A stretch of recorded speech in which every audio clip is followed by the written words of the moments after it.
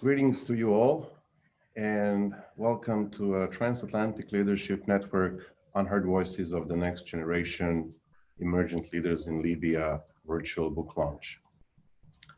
This one-hour program is also available through Facebook and YouTube live stream, and I welcome all of you who have joined us through those platforms as well. Especially welcome to our viewers from Libya. My prayers, my thoughts, and my wishes are for the peace and unity of brothers and sisters of Libya to live together in harmony. Ahlan sahlan. My name is Sasha Toporich, and I'm a Senior Executive Vice President at the Transatlantic Leadership Network in Washington, D.C. I will be your host today and the moderator of our discussion. Special welcome to our panelists, Dr. Ali Abusedra, the co-editor of our publication. Doctor, it has been a privilege to work with you on this project, and on behalf of all next generation folks we are working with, including those who are part of our project but not with us tonight or could not contribute chapters for this particular publication, we thank you for your leadership. To Dr. Nizar Krikish, who managed the project that we have started building over a year ago, and who actually brought the whole idea of the book to life. Your commitment, Doctor, and the genuine dedication was the energy that bounded us all together.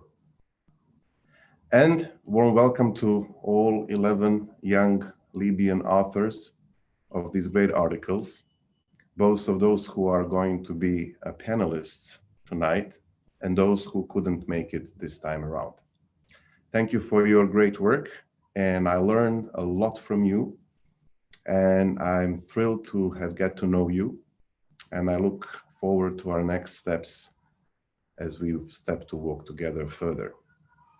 Every chapter in this publication is indeed a must-read piece for any foreigner working in Libya or is about to start discovering dynamics and complexities of this beautiful country.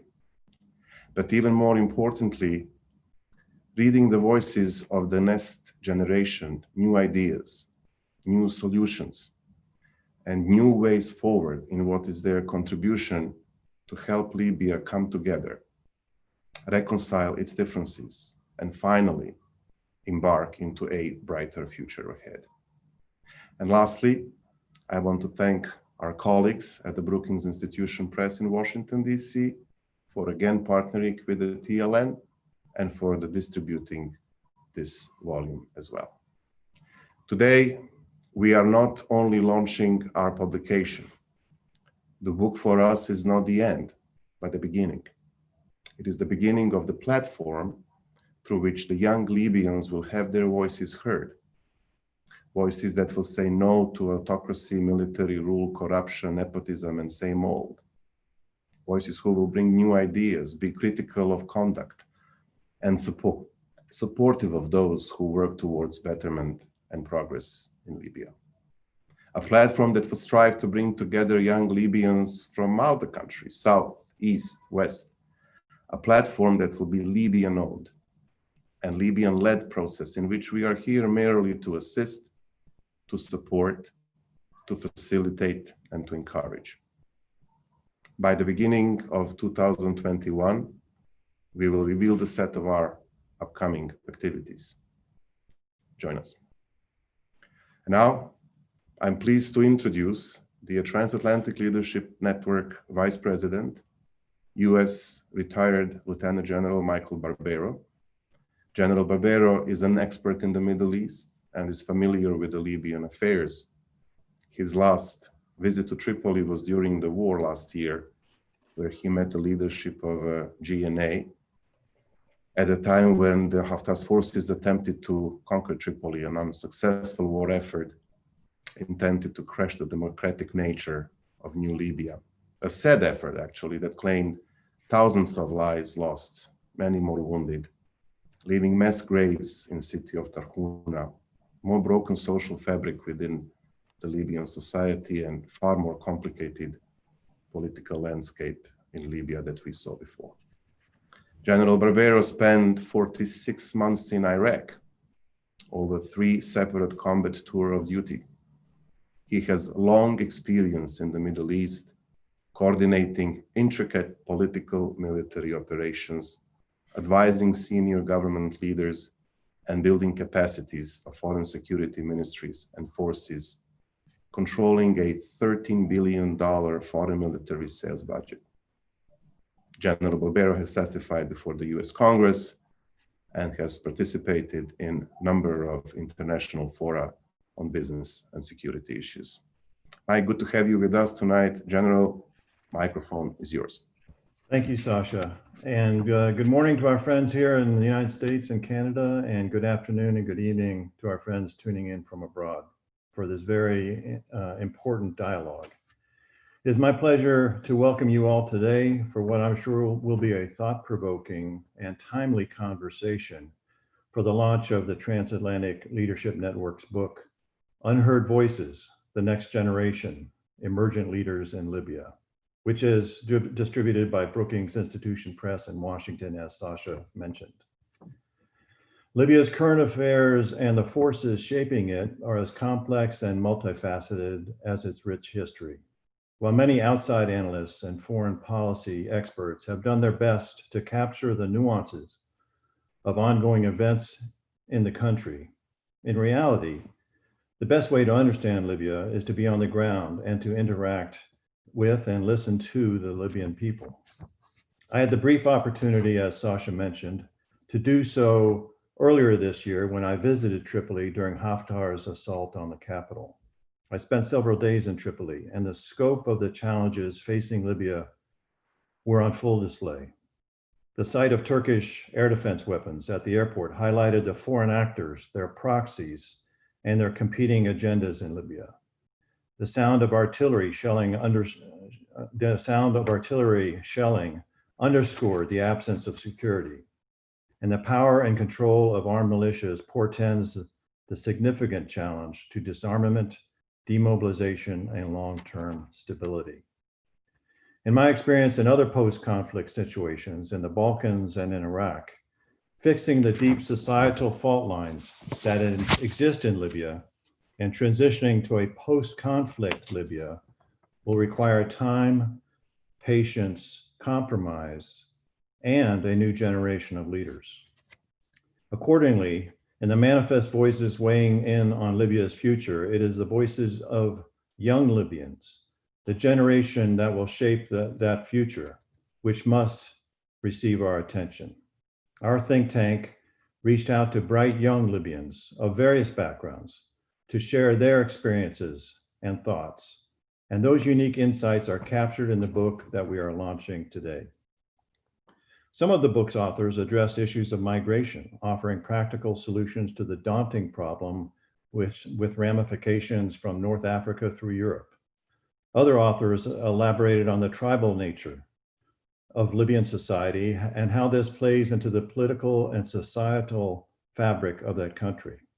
One author analyzes the reintegration failures of 2003 as precursor to the failure of state building efforts following the 2011 revolution. And 2 others make the case for Libyan women to take a more proactive role in the political and economic life of their country. In the end, all of our authors are unanimous in their belief that the seed of democracy has been planted in Libya. On that note, we are all encouraged to see the Libyans have gone back to the negotiations with high hopes for success in the UNSMIL-led political dialogue and the 5+5 Joint Military Commission discussions.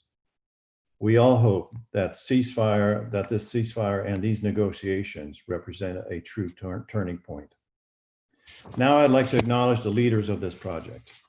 Co-editor, Dr. Sasha Toporich, our host today, one of TLN's founders and executive vice president, is internationally known as an expert and above all, a true friend of Libya. Sasha, thank you for helping bring to life this important written testament, and congratulations on its release today. Additionally, My profound congratulations to co-editor Dr. Ali Abusedra, a prominent Libyan, also much respected by the international community as a distinguished lawyer and impressive scholar. Dr. Abusedra is a pioneer in international law and has played a leading role in many significant international projects. Dr. Abusedra graduated from the Faculty of Law in Benghazi and worked as a legal advisor to petrochemicals affiliated to the Ministry of Oil in Libya. He holds a diploma in international organizations, a master in international law, and a PhD in international economic law from the University of Hull in the United Kingdom, where he now provides research expertise in international investment law as a visiting professor. Dr. Abusedra is the co-founder of the London Foundation of International Law. For this project, apart from being a co-editor, Dr. Abusedra contributed 2 important chapters on judiciary reform and on economic diversification. Dr. Abusedra, congratulations. We look forward to hearing from you shortly. I would also like to welcome and congratulate Dr. Nezar Krikish, the original idea man behind this publication and who has served as project director. Dr. Krikish was born in Derna, Libya.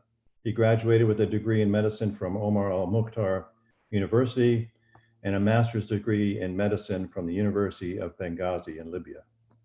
He is the author of a number of books and programs broadcast on AbouGhrara TV in Libya. He is chairman of the Al-bayan Study Center in Libya. Thank you for all your hard work, Dr. Krikish. We look forward to hearing from you as well. Our publication, Unheard Voices of the Next Generation Emergent Leaders in Libya, is truly a local effort. All of our authors are Libyans. Congratulations to the next generation of Libyan leaders who authored the articles in this book and who will be introduced later in this forum. Finally, to our authors, you must be part of the new Libya. God willing, inshallah, your ideas will shape a Libya that is peaceful and prosperous for all, and produce a new Libya that will serve as an example to others. Again, thank you all for joining us today. Please enjoy the conversation. Sasha, back to you. General, thank you very, very much for your inspiring remarks. Always great to have you with us, and we're thankful for your support and your work. You've said pretty much a lot about Dr. Abusedra, but I would just add that he has a lot of experience in high-profile negotiations, including United Arab Emirates negotiations with the White House on free trade agreements between UAE and the US. He negotiated on oil and gas sharing agreements between Sharjah and Ajman, and negotiated on the International Criminal Court on the cases of lawyers detained in Libya who were sent by the International Criminal Court of Justice. It is really a privilege to have you with us, Dr. Abusedra. Microphone is yours.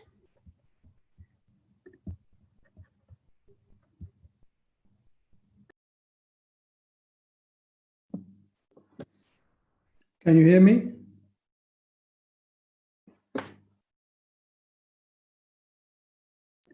Yes, we can, Doctor. Can you hear me? Yeah, okay. Good evening, everybody from Doha. I'm very, very pleased to be with you today so that we can share thoughts, ideas, but also informations about Libya. For those who are listening to us, either knowledgeable or not about my beloved country, thank you, General Barbero, thank you, Sasha, and thank you, Nizar, for your valuable opening remarks. I echo your words, and even if at risk of repeating some very, very important points you made, I may do so. As I have no doubt that we all yearn for words of unity, reconciliation, peace, stability, and dignity of life itself, something that Libya has been deprived of for way too long time. As Sasha and I wrote in our introductory chapter, in the introduction published within this book, one cannot even try to understand Libya if not seriously looking into three main phases. Kingdom of Libya under Idris that fell apart following Gaddafi coup in September 1969, and formation of Jamahiriya and Gaddafi autocratic rule for 4 decades, almost half a century, that Nizar elaborated so well and in details, and so detailed and so well in his article, a rule in which Libya was practically stripped of functioning institutions and functioning civil society, private entrepreneurship, and private business practice. A brainwashing society that led to February 17th revolution in 2011, inspired by the Arab Springs. Several of the chapters in this book explains too well, especially to the foreigners, complexity of Libya way of life that was exploited too well by Gaddafi, who became a master of manipulation of Libyan tribes, communities, and people as whole. This led to perhaps the biggest issue we need to address. And we need to keep repeating as much as possible in any venue as possible, at any opportunity as possible, and that is need for a team, collective work within Libya and building of Libyan national identity. In my humble opinion, the worst scar Gaddafi regime left to Libyan people is idolization of one-man rule, an idea that one person can and should make all decisions, so that pluralism, shared responsibility, and shared power is a strange and new concept that Libyan people have very hard time adopting too. However, that process started in 2011 with a big smile, and a decade later, we can see how difficult and painful it is. But the good news, if I may call it as such, is that the process is unstoppable. It's going to continue, even despite recent efforts by some foreign and local forces to show otherwise. Libya will succeed in building a democratic society, and all chapters in the book, in this way or another, actually already live in that energy within the minds and hearts of those bright young people. These very values we are trying to spread and ignite further throughout our Libyan society. This is the strength and power of the next generation, and I want to use this opportunity to congratulate them for amazing work and contribution for a brighter Libya future. In my contribution, I focused in two important elements Libya will need to address in the near immediate future, that is the reform of its judiciary and need to diversify and boost the economy by establishing specialized economic zones with much improved legal framework. As Dr. Nizar in his introductory remarks yield, the specialized economic zones, if arranged properly, can indeed be very beneficial for Libya. They can create much needed jobs and put many of those today with guns in their hands into a civil life with financially secured future. Specialized economic zones will and would develop know-how for Libyans and help growth of our respected universities in the country. Just these elements are sufficient enough for all of us and the international community to look into this seriously and very seriously. Now that Libya is hopefully and truly embarking on reconciliation process, preparation for the election, it is important, in my opinion, to look ahead, even if many obstacles crucial to the success of peace talks that take much of time and energy.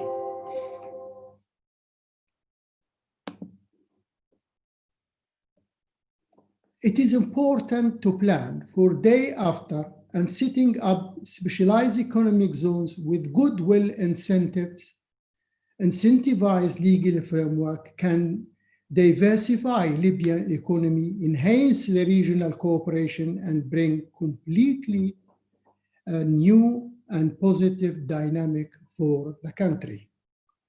Yes, as Dr. Nizar will noted, it would be a strong incentive for the municipal economic development that would be generated through these zones. It will make possible creation of a joint venture with international partners that will in return help improve overall education, but also health systems in the country. Simultaneously, I will say, Libya needs to reform the judiciary system. Full independence of the Supreme Judiciary Council is needed to reinforce the separation of powers and safeguard the institutions. Libyan constitution should adopt an objective set of criteria and procedures to appoint, promote, suspend, and dismiss members of its judiciary. It should also regulate disciplinary actions taken against them in accordance with the established judiciary conduct according to international standards recognized worldwide. The executive branch should have no saying whatsoever in the appointment of Supreme Judiciary Council members, and we should all monitor very carefully that there is no political influence on the judiciary. I return back to Sasha, and thank you. Thank you, Dr. Abusedra. Two indeed brilliant articles from you. Thank you for your work, and you are very much to the beautiful conclusion, separation of powers, very strong, independent, and efficient judiciary is what will help stronger Libya, and we look forward to continuing this effort and discussion with you. And now, to Dr. Nizar Krikish, since General Barbero was kind enough to introduce you already. Ahlan usahlan, Dr. Krikish, microphone is yours, and we look forward to hearing to your introductory remarks. Thank you. Thank you, Dr. Sasha. Thank you, General Michael Barbero, and for all attendants for their time to be with us today. To begin with, let me express my excitement, joy, and happiness with this work we offer to your attention today. In time of war, people rejoice in anything that indicates a light toward the brighter future. Indeed, it's a privilege to be part of this important project. This project, in a way, is a dictionary for understanding Libya, not just from political analytic aspect of it, but far more importantly, from human everyday life. Human everyday life of a bright, smart young people who has a capacity to present to the reader their thought for the better future of Libya. We are happy today to see the youth that thinks, researches, rise, and most importantly, they interact with each other. This is a collaborative work that includes friends, researchers, youth, and some adults. When I wrote to Dr. Sasha for the first time, I wrote about networking. I talk a lot about networking and how we Libyans can be positioned better in the Arab Spring region. Let us think, how can we create a network that is concerned more with the future than being constrained with the present? A network that looks beyond today, knowing that there are days to come in which Libya will need such a free thinkers, thinking forwards, individual and team, all together will be the engine for positive change in Libya. Dr. Saja and I met at Istanbul's airport, and based on these thoughts I had, he suggested to write a book on Libya, an edited volume that will bring fresh perspective from young people, since their perspective needs to lead the torch of change and contribute in building of the national Libyan unity, and above all, our Libyan identity. Dr. Saja was very enthusiastic about the idea and for the TLN to organize and coordinate this big effort. He and his teams were able to make this work a reality. In my name and on behalf of all the Libyan youth who contributing to writing in this book, I extend my sincere thanks, gratitude, and appreciation to you all. Thank you, all TLN members who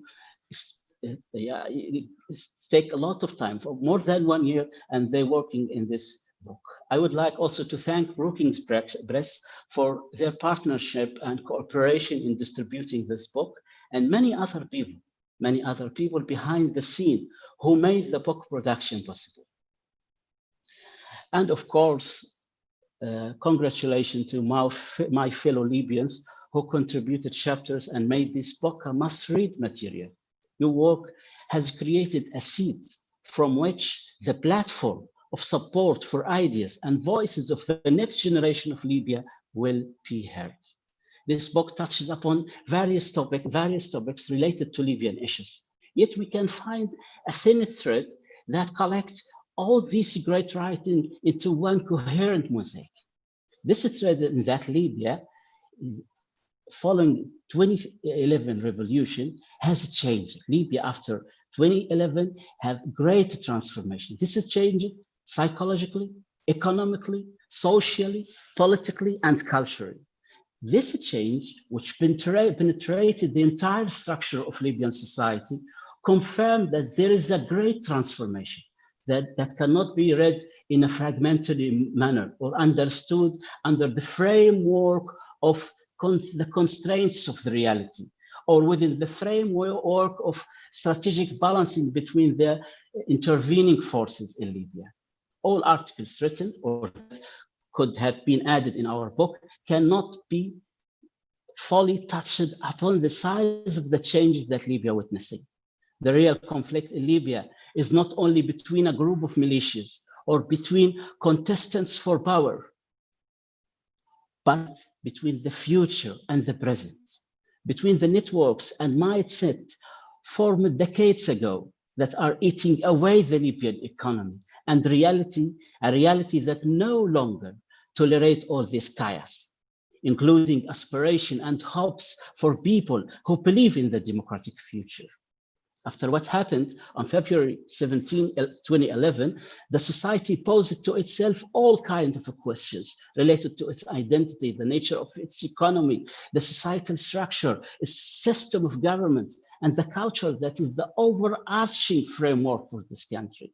In every chapter of the book, we will find that different phenomena were created during the revolution actually had roots in the Libyan past. Profound questions are raised that made Libya look like a lost bird searching for her nest, or like a child searching for a nation in the midst of wars and destruction. Therefore, this book wants to change the ruling perception paradigm, and this is very important.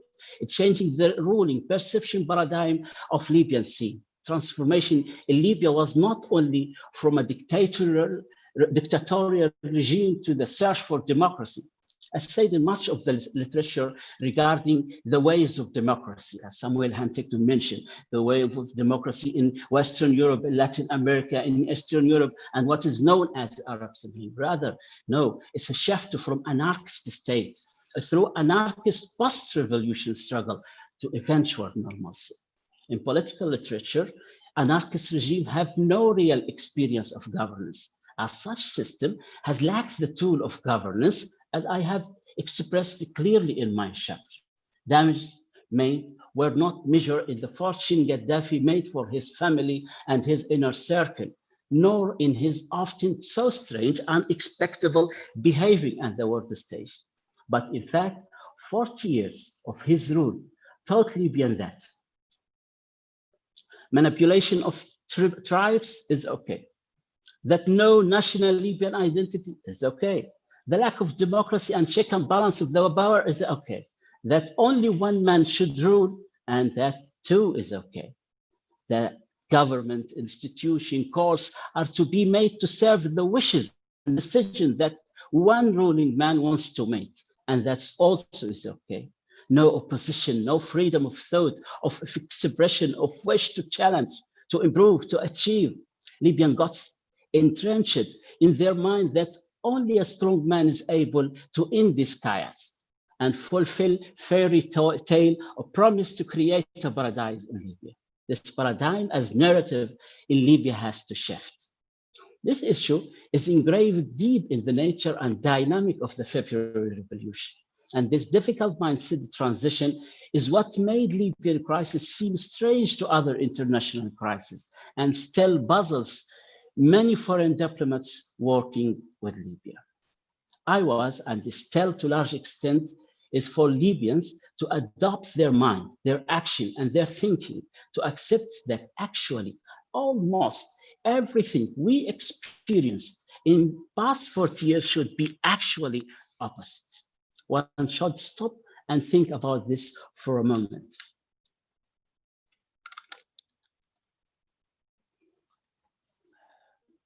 With regard to today's complex situation in Libya, I will recommend us Libyans and international community as part of the shifting of the narrative to empower municipalities, our cities, and so to create a city resilience in the country.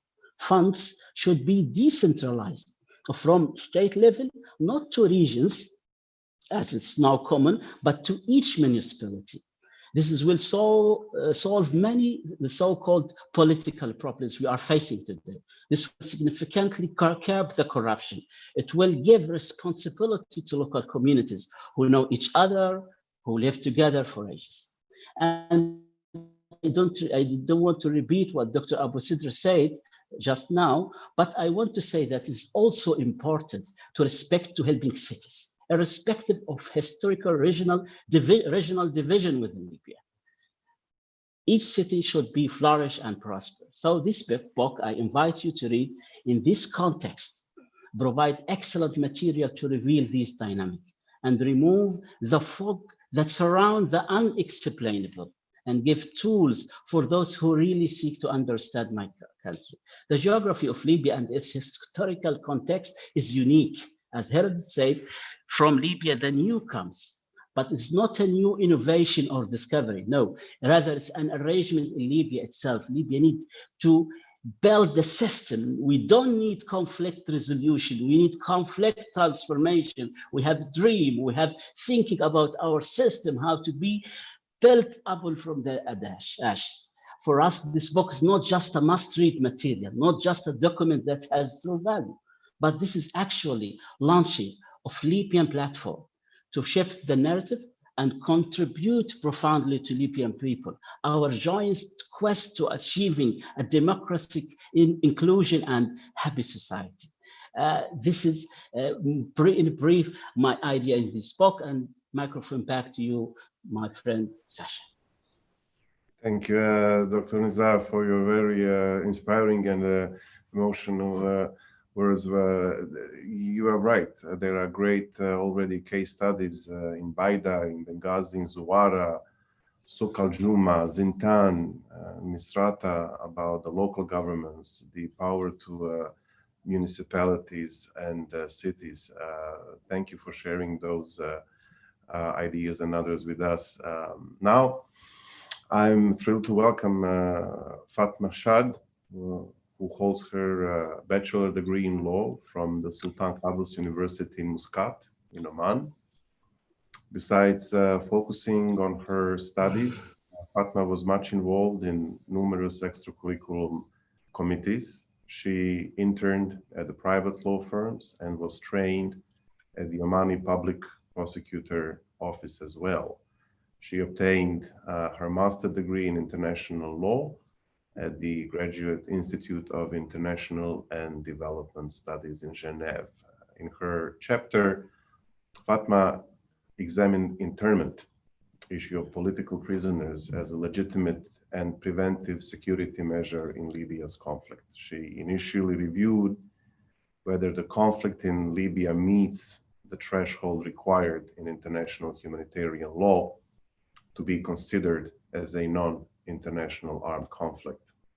Fatma discussed the legal basis in non-international armed conflict, focusing on Libyan model, and answered the questions of who has the authority to exercise internment as such. Fatma, welcome, and the microphone is yours.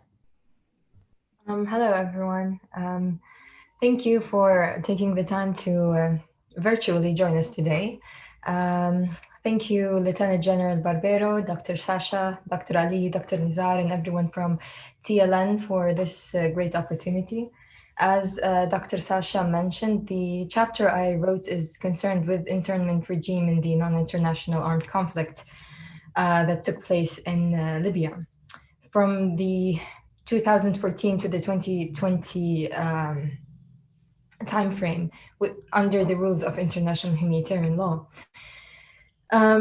It is a very time-specific paper and solely focused on the events in that time.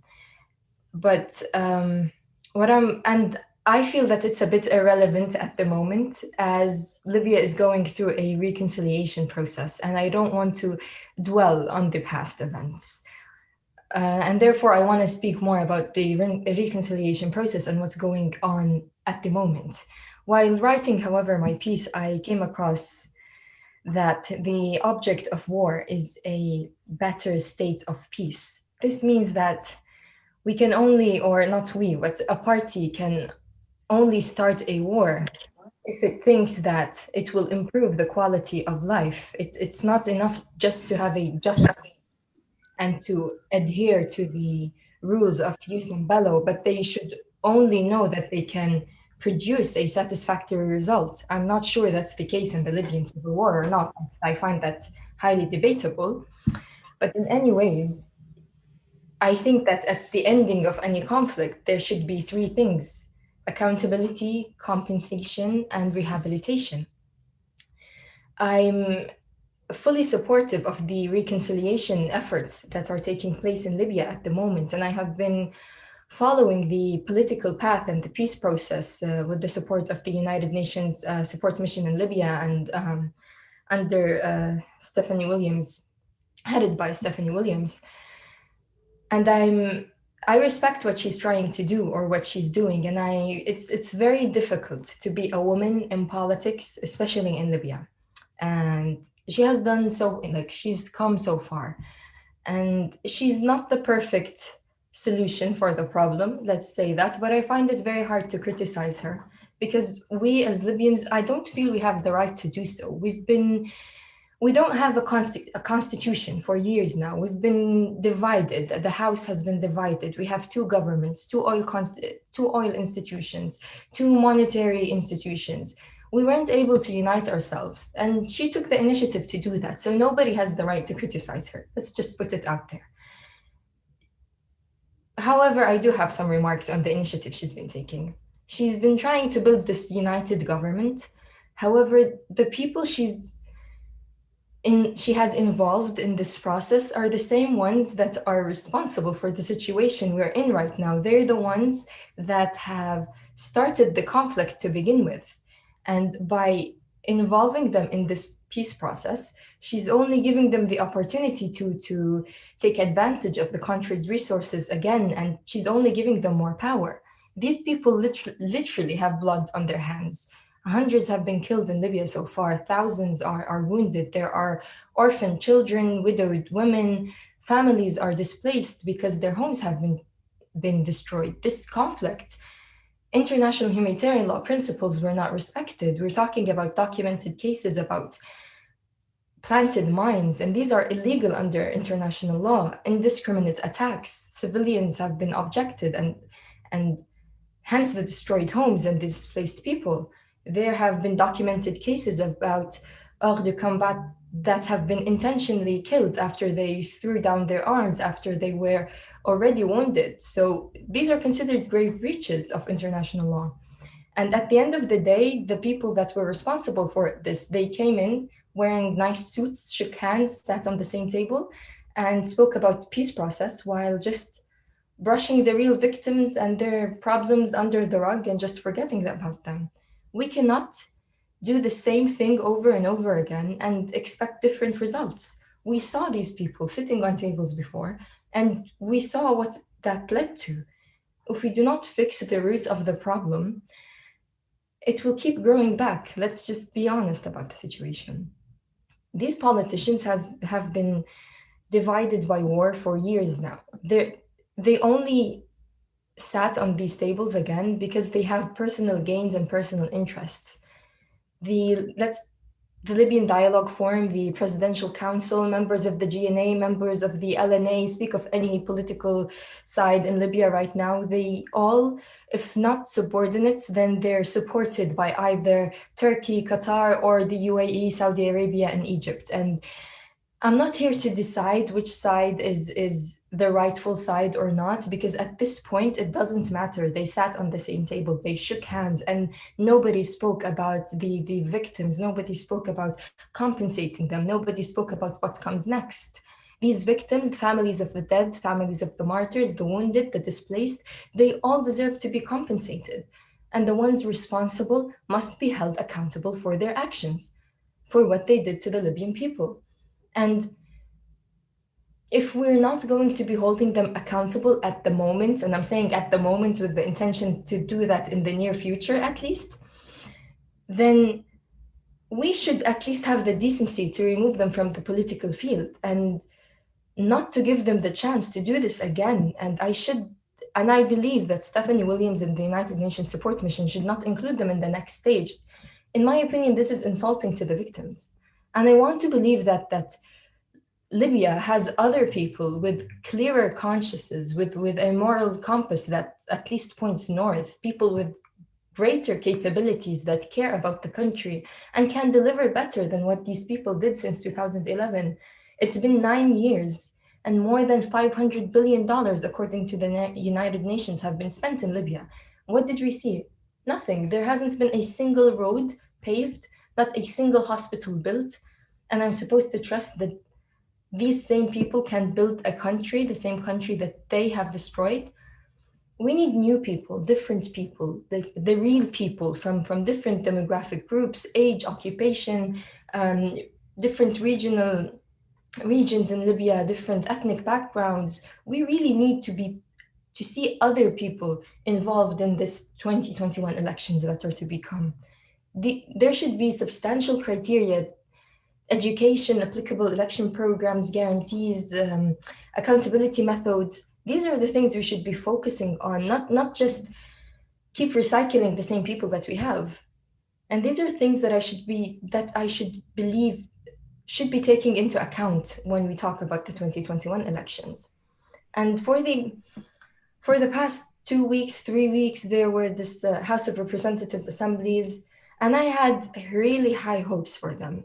And because we really need like a full functioning united house, it shows a good front for the people, for the international community. However, they have been now divided for years, and we've been at war for 14 months. And they came, sat down for a 3-day meeting, and just wrapped it up. People lost loved ones, people lost homes, but nobody spoke about the victims. Nobody spoke about compensating them.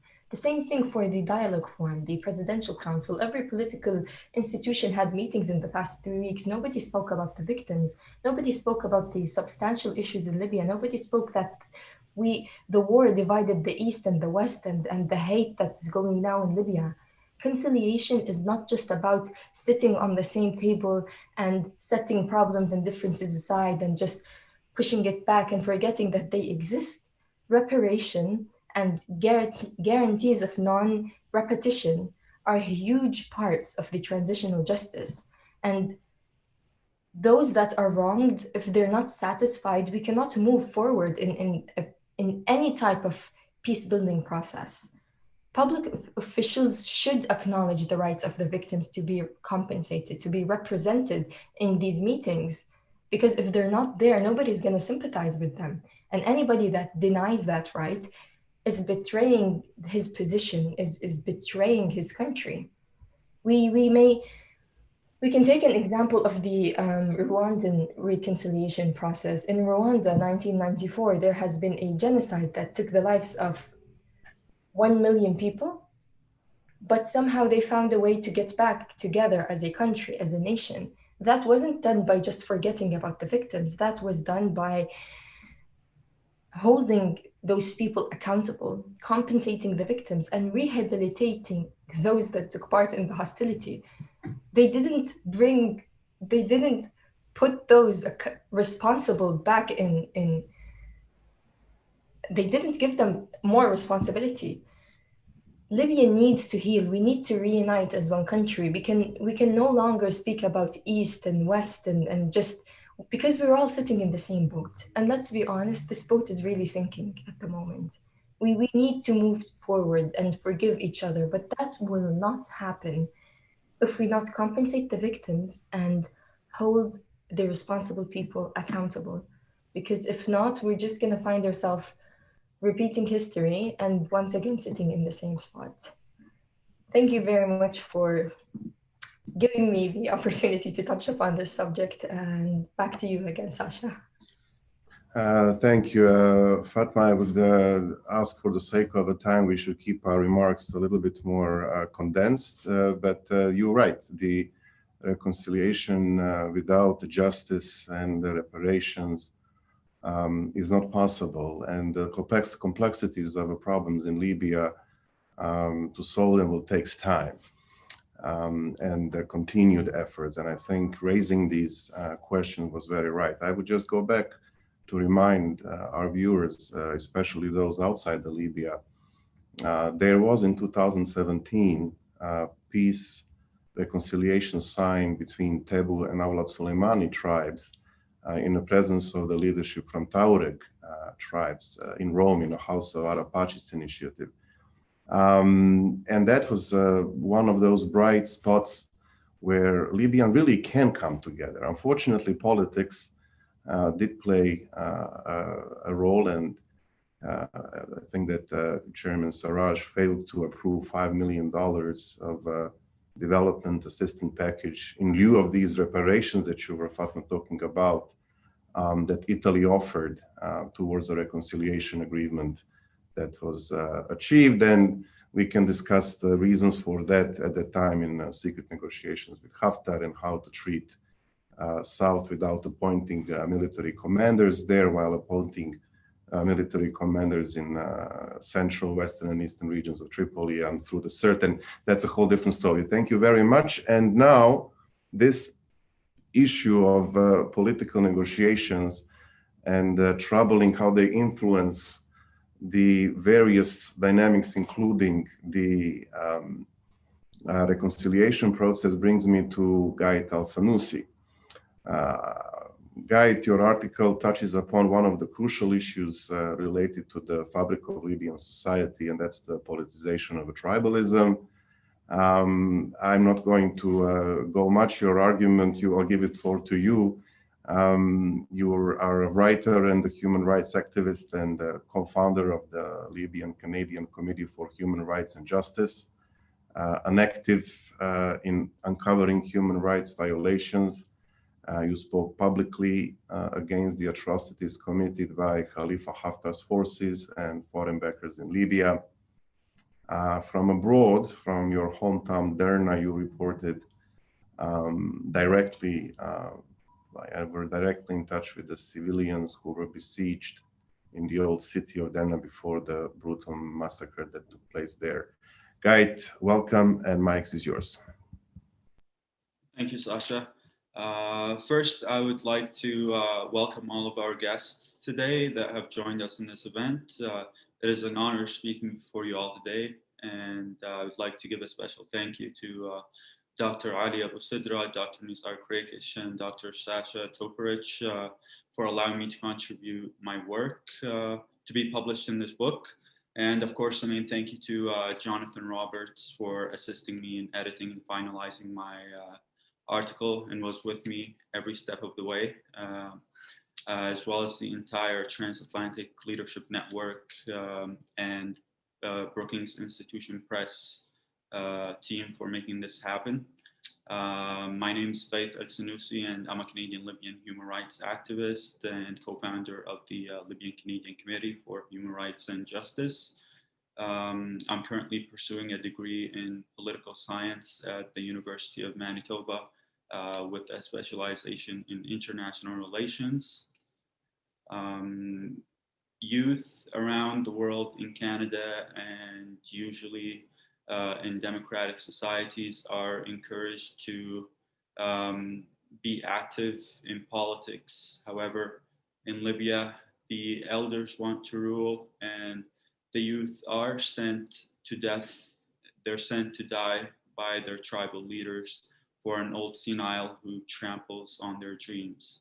The icon of democracy and social justice, Nelson Mandela, once said that the corrupt will not build a nation, rather they will build themselves and spoil their homelands. And I think this quote best describes the situation, the current situation in political situation in Libya. When Dr. Nizar Krikish reached out to me regarding this project, I had a well thought of idea of what I was going to write about. I wanted to share my ideas with mainly Libyan youth, but also decision makers who may start to perceive the situation in Libya somewhat differently. My birthplace, the city of Derna, like Dr. Sasha mentioned, was overrun by tribal militias in 2018 after it was subjected to a brutal and barbaric yet silent siege for 3 years by the militias loyal to Khalifa Haftar's Libyan National Army, killing, detaining, and displacing thousands of its residents, including some of my family, of course, and close relatives that refused a return to tyranny. No medications, no elder is to leave the city. Siege means siege, a siege means suffocation. Those are the direct words of US citizen Khalifa Haftar, who is known for committing the most heinous war crimes under the banner of combating terrorism. The only issue for me was, and for many of Libyans who are pro-democracy, the city of Derna was known to have fought and defeated the Islamic State in 2015 prior to the siege laid by General Khalifa Haftar, as he allowed ISIS members to flee from the eastern city of Derna all the way to their stronghold in Sirte at the time, which the Libyan army under the command of the GNA as well as the US Air Force managed to defeat.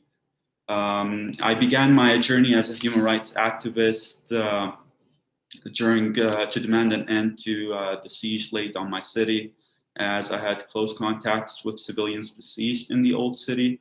of Derna, which has now been reduced to rubble by both forces loyal to the LNA and foreign mercenaries that have been brought in to kill and terrorize our people.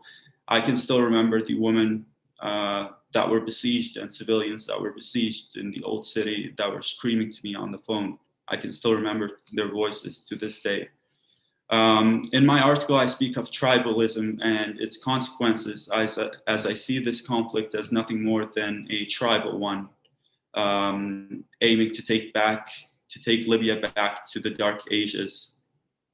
Tribes in Libya have long been strengthened by the former regime's autocratic policies and were promoted not only as a social institution, but it was politicized and made to be a safety net and a tool for survival for Muammar Gaddafi's oppressive regime.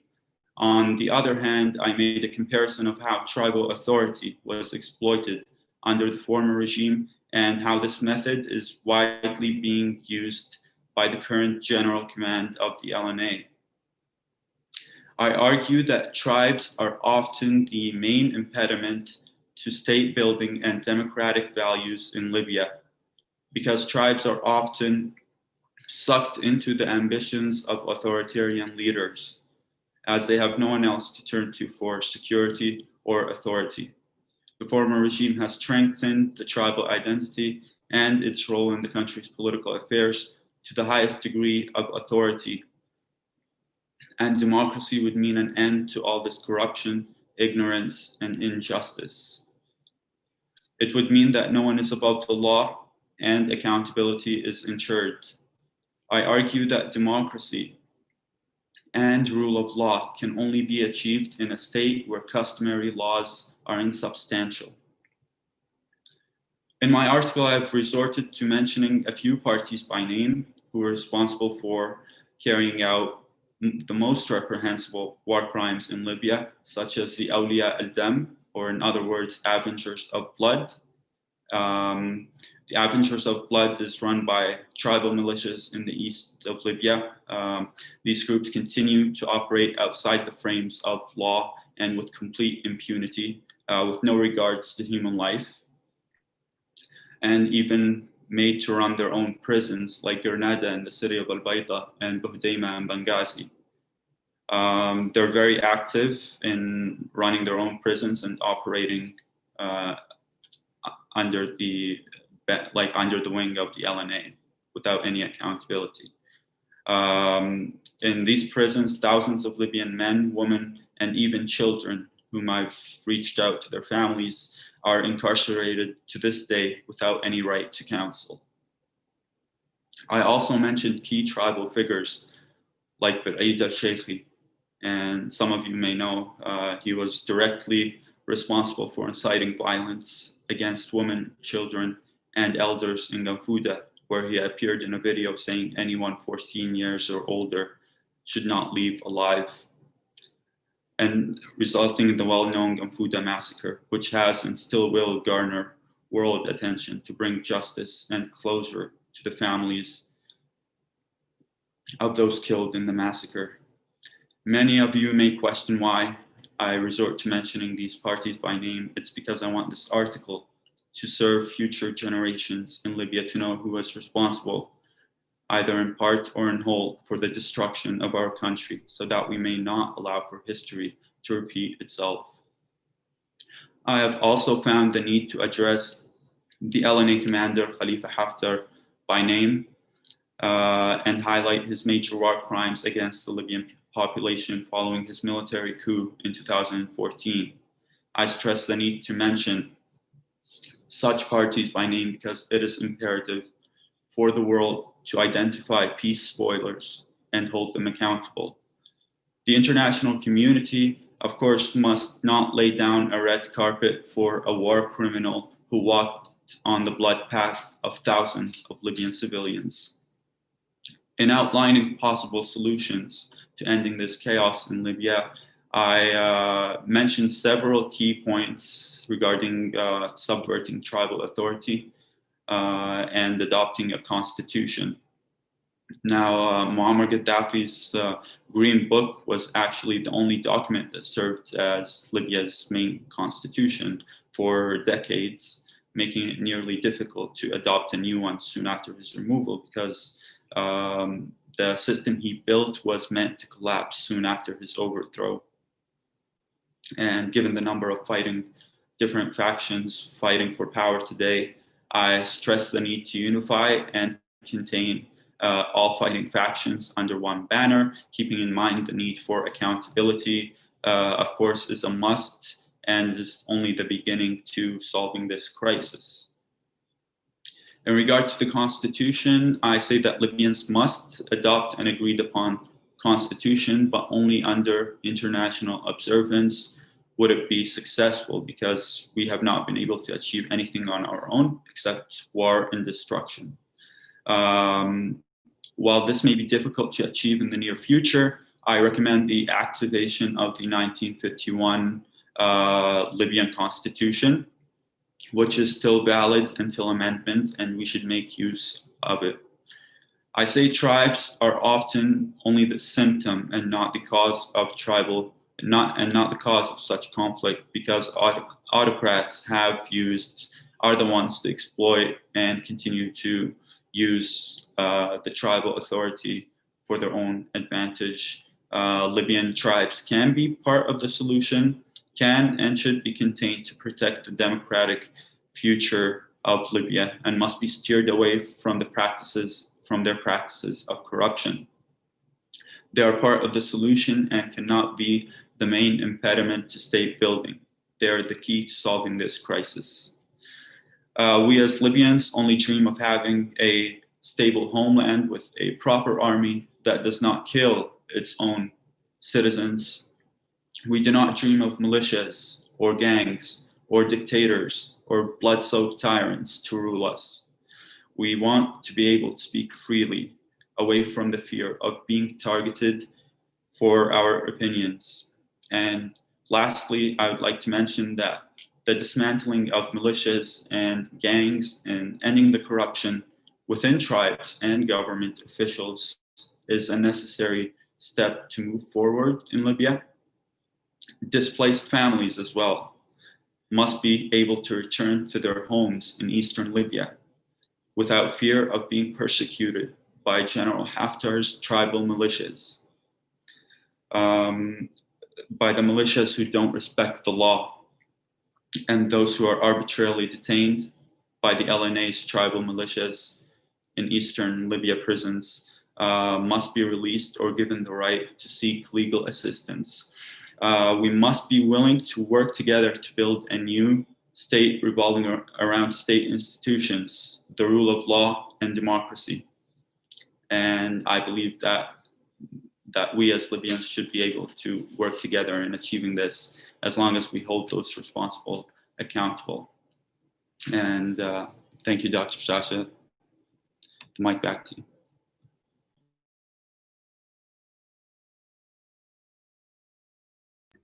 Thank you, Ghaith. Indeed, your article is brilliant, and I learned a lot from complexities of tribal society and the way forward that you have outlined for all the Libyans to feel in respect to their human rights, to their dignity, integrity, and right to pursue happiness. Now let me turn to Nizar Aswed, who is currently a PhD candidate at the Department of World Studies at the King's College London, with focus on deconstructing the Libya WMD program, abandonment, and that resulted in the Libyan model. He holds the master degree in international studies and diplomacy from the School of Oriental and African Studies in London, and LLB from the University College of London. His past research focused on international law, humanitarian law, and international sanctions. In addition, Nizar has extensive commercial experience and international business project development. Nizar, let's stop right there. Mic is to you. Go ahead. You have a mic. Thank you, Dr. Sasha, for the introduction. Firstly, I would like to thank everyone for taking time to attend this important book launch. I would like to thank the Transatlantic Leadership Network and Brookings Institution Press for all of their immense hard work in bringing this project to fruition. I would also like to thank Lieutenant General Michael Barbero for his opening remarks. Our book, Unheard Voices of the Next Generation, Emergent Leaders in Libya, provides a fascinating first-hand look into Libya, the issues that face Libya, both historically, contemporary, and with a view to the future. This book, unlike many others, provides a platform to the voices of Libyan scholars themselves. It therefore helps empower the emergent generation voice their thoughts and feelings, while simultaneously providing those interested in Libyan affairs an unbefore-seen Libyan angle to some of the biggest and most important issues affecting Libya, past, present, and future. I should now pause just to formally introduce myself. Again, my name is Nizar Aswed. I'm a PhD researcher at King's College London at the War Studies Department, where I teach on the Conflict and Diplomacy module, quite an apt course for learning more about Libya.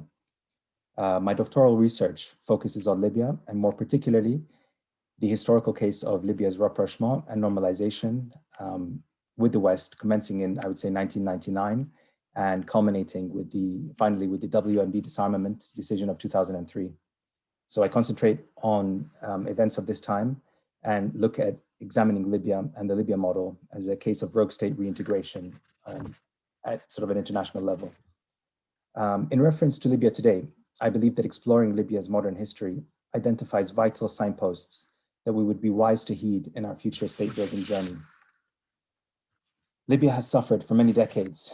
It was and remains an oil-rich nation, historically a rentier state, that failed to build itself or its infrastructure or its national base in any meaningful way post King Idris's monarchy. The fact that the Gaddafi regime post-1969 had immense oil revenues and essentially squandered them was a travesty. The fact that they were able to successfully reintegrate and be referred to as a model of reintegration for all rogue states, and then again failed to use this opportunity to put Libya on the right path of human and structural development is perhaps an even worse travesty. Looking backwards to go forwards isn't the simplest, but it can help rationalize part of what we see unfold in the Libya context today. This leads on to my chapter in the publication we discuss. In my chapter, I highlight how Libya transformed itself at the turn of the millennium, examining where it failed leading up to the 2011 revolution. I focus on two key areas: the persistent lack of democracy and the absence of human rights protections. These continued to plague Libya and its governance at that time and continue to do so today, regardless of the fact that Libya at that time was championed as a successful model of reintegration, as an alternative model to what occurred in Iraq and the invasion of Iraq and the toppling of Saddam Hussein, for example. However, unfortunately, instead of putting Libya first, the Gaddafi regime used this rapprochement to continue wild foreign policy adventures and failed to improve the quality of life for the average Libyan. Vital infrastructure was not developed. Education was not improved nor advanced. The medical sector was and remains substandard. And many of these themes, unfortunately, continue to plague Libya approximately one decade after Gaddafi's death. In my chapter, I examine how the interim period of 1999 to 2011 represents an often overlooked era in Libyan politics and represents a huge and significant missed opportunity for national reformation and improvement. This period of reintegration led to various perceived short-term benefits and improvements, but failed to push for fundamental democratization and human rights improvements. In my chapter, I illustrate that much of Gaddafi's legacy, particularly the lack of development and the lack of democratization, continue to plague Libya today and in various forms of leadership that have occurred post-2011. Ultimately, I conclude that Libya's future must encompass political union, national dialogue, the cessation of violence, the recognition of the needs of Libyan people. And I stress the importance of looking inwards for a solution, asking what the Libyans themselves want, and to stop looking for external intervention and guidance. It is not a magic wand. I make two concluding points, both in my chapter and today. First, the key is always internal. You must always look inside for solutions, as politics of self and national interest and fundamentals of foreign policy dictate that long-term solutions are rarely foreign. Second, I warn against overlooking the Libyan people. Democracy is complex, multifaceted, and subject to the wants and needs of a society, and subject to what that society deems acceptable. Regardless, it remains essential to give a voice to the Libyan people, whoever they are, wherever they are, and regardless of externalities, such as their history or their tribal affiliation or personal views, for example. The Libyan people have been overlooked for decades. It is time to provide them with a voice. And the state must start legally providing this to their people. Fundamental protections, basic rights, freedoms, institutions, rule of law, basic access to opportunity, but most of all, security. The age of sole rule and authoritarianism is not viable in Libya. It was tried and tested for many decades, and we know how that came to an end. We all need to work together in unison to seek national reconciliation and to give every Libyan a voice in much overdue elections. And again, when I say every Libyan, I mean every Libyan, regardless of past affiliation or tribal lines. We have the upcoming 2021 elections to look forward to. I hope and pray that the ceasefire holds, hostilities cease, and Libyans finally push to advance individual rights and responsibilities. More importantly, I stress the need and importance of working together in unison and not unilaterally. On the same line, I hope that if this book and this collective effort represents one thing, it represents the power of cooperation and teamwork in achieving a collective goal. Again, it has been a privilege to work with you, and it's been a privilege speaking to you. Thank you all for your time. Back to you, Dr. Sasha. Brilliant.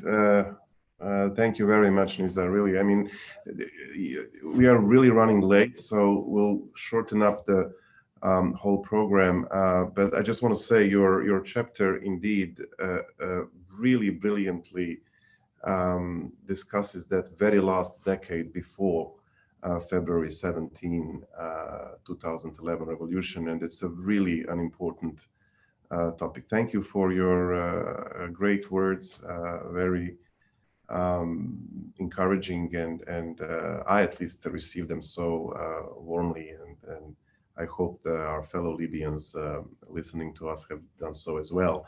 We are receiving questions from the audience because we will run even an hour and a half until we hear now from two more of our panelists who contributed chapters that will speak with us. I will just briefly close then, but will summarize one question that is concerning political current situation of Libya.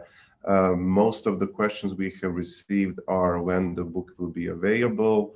Do COVID give us 1 or 2 week time until you will be able to get the book in a printed edition? And either today or tomorrow, in a very, very coming days, the Brookings Institution Press, great people, are going to upload the electronic version of the book. To your questions that you asked, if the book would be available in Arabic, we have plans there's been actually multiple questions of asking this really important question. We are considering and are determined to publish book in partnership with the Brookings Institution Press as an e-version in Arabic, with maybe possible even more broader distribution somewhere more in the region locally. We will discuss that and definitely will keep you posted. Now to Alaa AbouGhrara, who is with us in Tripoli, leader of a social media moderation for a digital social change project in Libya. Alaa is tackling social issues and topics concerning youth. She was born and raised in the Libyan capital and was one of the selective class of scholarship recipients from the US State Department back in 2015. Alaa graduated from the American University in Cairo in integrated marketing communications. Following the graduations, Alaa returned to Libya with determination to use her education for the benefit of her community. In her article, Alaa wrote about the daily life as a young woman in school, living in the middle of a war zone.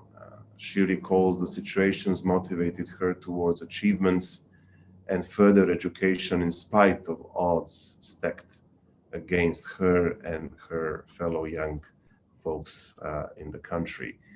Allah encourages young women to know their truth value. And Allah, really great pleasure and honor to have you with us joining from Tripoli. As I understand, you will, because of a bad internet connection, you may take off the video screen and talk to us via audio. Thank you very much, and the microphone is yours. Thank you so much, Dr. Sasha, for this lovely introduction. I would like again to start by thanking you, Dr. Ali Abusedra and Dr. Nizar Krikish for starting this initiative. Also, thank you to Johnny Roberts for being with us throughout the journey of editing. Special thanks to Dr. Fathi Noor for introducing me to this project. And of course, thank you to all the Transatlantic Leadership Network team and the Brookings Institute Press for bringing this project to life. And of course, thank you to all the attendees for taking the time to be here and witness this very important event. It is my honor to be a part of this publication along with such brilliant fellow contributors and scholars, all being from my country, Libya, offering a first-hand experience, point of view, thoughts, and evidence with regards to this incredibly chaotic yet wonderful country.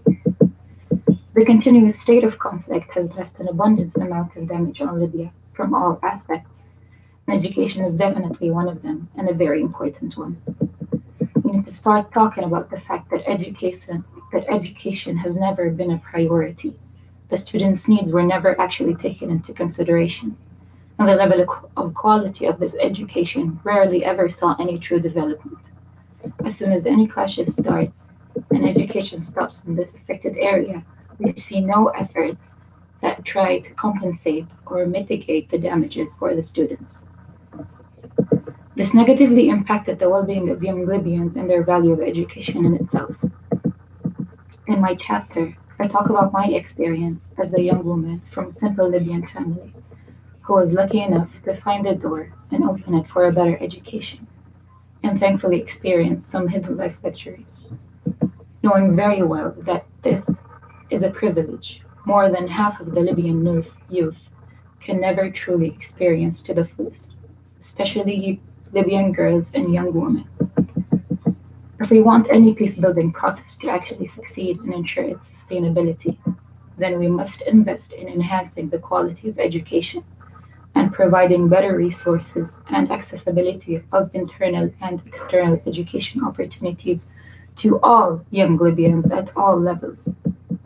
Nevertheless, the international community and the national government must also look into supporting non-formal education programs and youth-led development projects. I would also like to highlight that women and young girls in Libya need our support now more than ever, especially in times of conflict and the new restrictions COVID-19 forced upon us. The more we empower them, the more we can. The more we empower them, the more we can.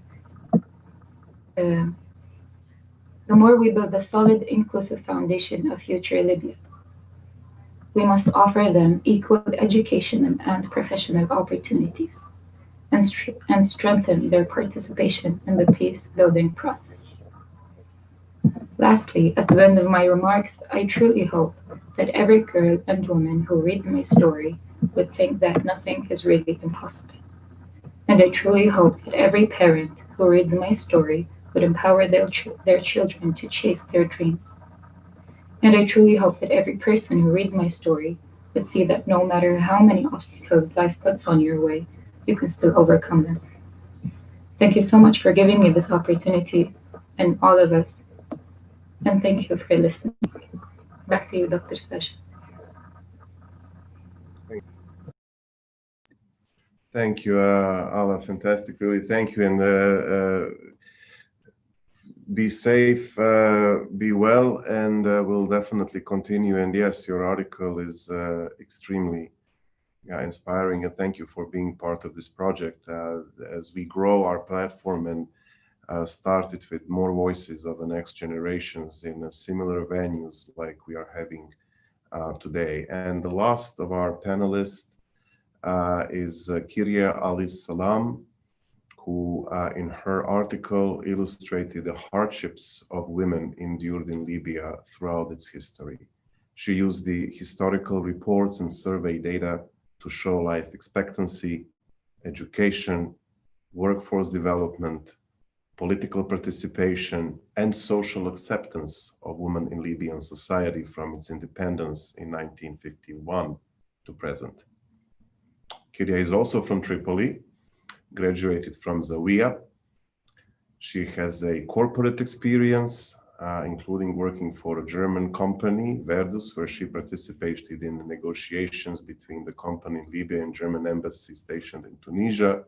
She was also an executive director of a travel company before she joined the Presidential Council in the office of Deputy Prime Minister, where she was responsible for the professional development of the council staff.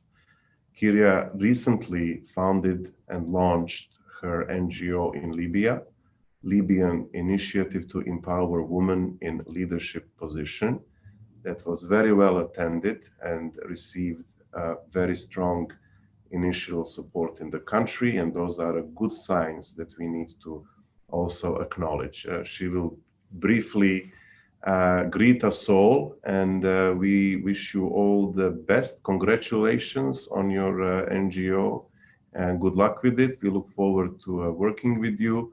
Khairia, microphone is yours. Thank you, Dr. Sasha. Hello, everybody. I'm so glad because I'm here. I want to introduce myself before. My name is Khairia Salem Erkhise. I was born in Tripoli in 1989. I attended public school and Tripoli University, where I majored in English. I am married with 3 children, a boy and 2 girls. They are the focus of my life. I want to provide them with a good life. So I chose a career in the private sector to help. My main attention is to my family, but I also pursue a career and do volunteer work to give back to my community and country. My main interests are in humanitarian work, sustainable development, and women and youth issues. My hobbies include music, drawing, painting trees, and helping the young and elderly. I was one of the founders of the Libyan Youth Leadership Movement in 2016. I was also an active member of the Goodwill, a humanitarian organization. I was a volunteer trainer in human development dedicated to women and youth to enable these groups politically and to get them involved in the municipal elections. Politically, I was active in promoting a democratic path in Libya through elections, peace, and reconciliation, in addition to speaking out against corruption, supporting women and youth issues, and involvement in and promoting sustainable development. Recently, I was nominated by the Libyan Youth Leadership Movement and was elected to be president of the Libyan initiative to empower women to leadership positions. The goal of the initiative is to help women become leaders in the community and country, not just followers or employees. My friends and I also founded a children's parliament to train children from an early age to be involved in politics, to practice democracy, and to stand up for themselves and defend their rights.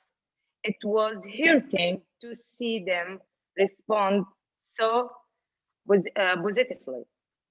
They meet as a group with the president of the European Parliament of the European Union.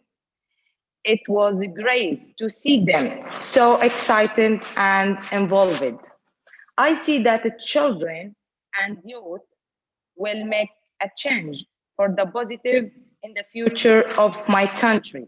That is why I choose that path of training them and providing good education for them so early in their lives to combat ignorance and influences that could lead to violence or terrorism. That is my philosophy now. To demonstrate through action to Libyan women and mothers what can be done to achieve peace, security, and stability in Libya, and to achieve sustainable development. I thank my associates in the Libyan youth leadership movement in supporting me to become the general secretary for the movement and to be team leader for the Libyan initiative for empowering women into leadership positions, and also so making me responsible for the Bureau of Programs and Projects in the Libyan American Friendship Society. From here, in the capital of Tripoli to the capital, Washington, DC, I send my regards and respect to Dr. Sasha and Mr. Jonathan to be part of this unique book, and for their valuable and continued support. And a special thanks for Dr. Fathino. Thank you. Thank you. Thank you very, very much. And thank you for putting the American flag next to Libyan.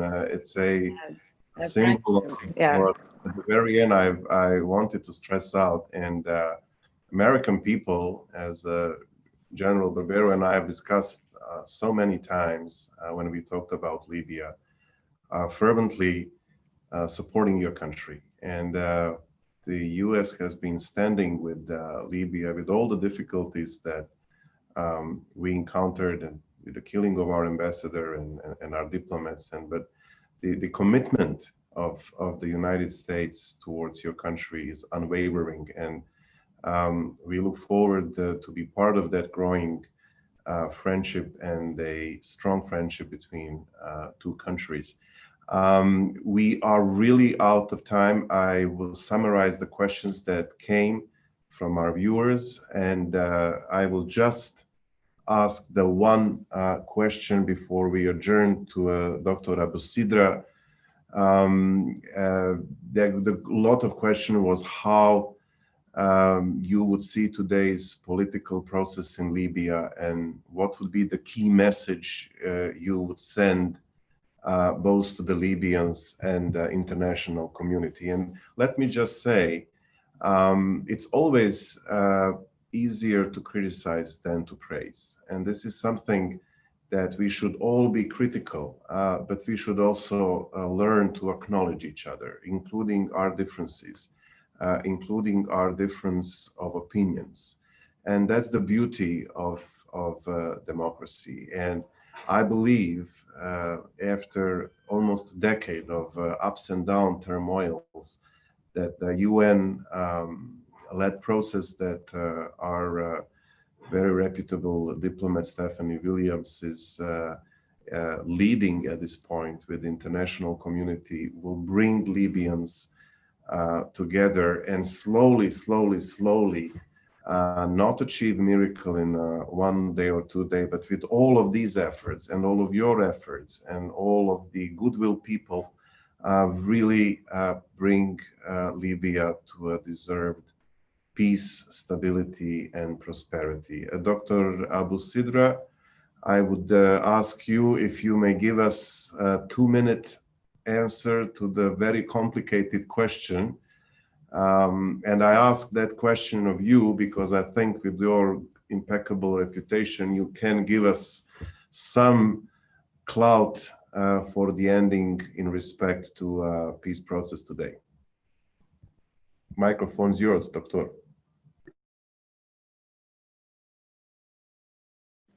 Can you hear me? Yes, we can Hello? hear. Yeah. Thank you very much. You have asked me, in short, to send messages to, to the Libyans, and also a message to be sent to, I will say, to the world in general. I think my message to Libyans are not going to be different to those messages said by the young writers of this book. I will call for reconciliation, for populism, for rule of law and independence of the judiciary, and to leave behind the concept which has really destroyed the country, which is very particular in Libya, the concept of booty, that the national wealth and natural resources and the wealth of the government are subject to, I will say, robberies by so many. And that concept has to move, and we should go to the concept of common heritage of Libya and Libyans. We should move from individualism to collectivism. We should move from tribal mentality society to a civil society. And what is more important for the international society, I will call and say very clearly, Libya is a very important for you because of its key role. It has a very key role in the dangerous crescent of land, which is stretching west through the Maghreb, that is Tunis, Algeria, Morocco, and Mauritania, and into the south to the Sahari regions of North Africa, to the Middle East and Southeast Asia. This is because of the geopolitics of Libya. Anybody reads history will know what does that mean. This overall region, whether international society likes it or not, remains crucial, remain very crucial, I will repeat, very crucial to the peace and security of the world, if not quite on a par with the great power threats, then close to them in importance. I believe strongly that geopolitics of Libya has in the past, and still at the moment had a great impact on the peace of the world, and what is happening in the east of Mediterranean now is a best example. So I will say to the world, to the international society, listen to the unheard voices to create stable Libya that will be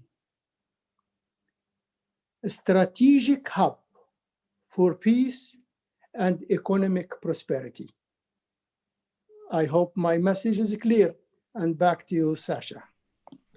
Thank you, Doctor. And I think really best way to conclude our event today. I want to thank our viewers. I want to express my special gratitude to General Michael Barbero for being with us. Thank you, General. I want to thank all of you friends, Libyans, who shared your thoughts. And I will invite more to come and in a future events. May God bless Libyan people and Libya, and may God continue to bless the United States. Goodbye. Thank you.